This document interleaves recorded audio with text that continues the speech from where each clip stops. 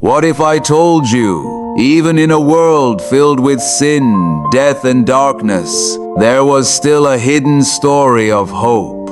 A story not of war, not of violence, but of generations. A story that quietly carried the future of humanity. After the first murder, after Cain killed Abel, the world did not stop. Life continued. Generations began to rise. This is the story of the lineage of Adam, the story of where we all come from. In the beginning, God created humanity in His own image. Male and female, He created them. He blessed them, and He called them human. Adam lived for 130 years, and he had a son in his own likeness. He named him Seth. Seth was not just another son. He was the continuation of a promise, the replacement for Abel, who was taken too soon. After Seth was born, Adam continued to live for many years. He had more sons and daughters. And in total, Adam lived 930 years, and then he died. This pattern continued. Seth had a son named Enoch. Enoch had a son named Kenan. Kenan had a son named Mahalalel. Mahalalel had a son named Jared. Jared had a son named Enoch.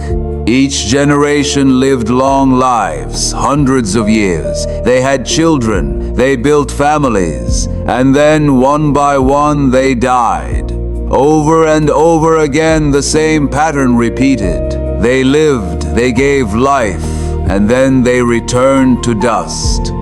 A reminder of the words spoken in the beginning, "You are dust, and to dust you shall return."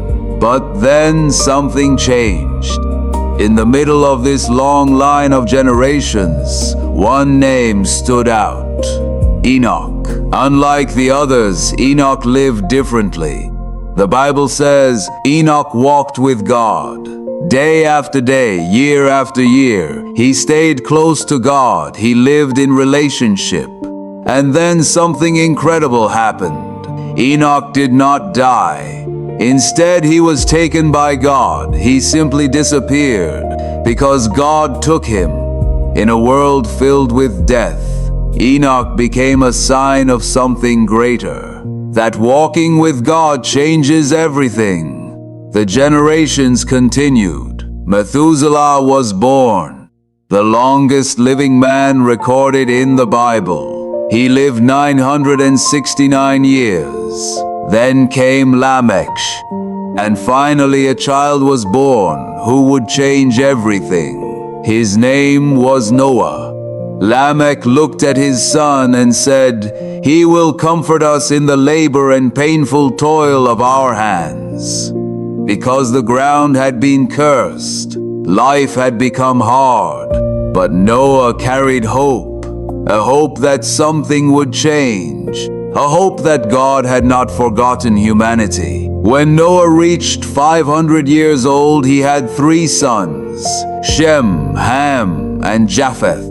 And with them, a new chapter was about to begin. This chapter may seem like just a list of names, but it is much more than that. It is the story of time, the story of life, the story of death, and the story of hope that continues, even in a broken world. Because even when everything seems dark, God is still working. Through generations, through families, through time. So the question is not just about where these people came from. The question is, what kind of legacy are you building? Will your life follow the same pattern? Or will you walk differently, like Enoch?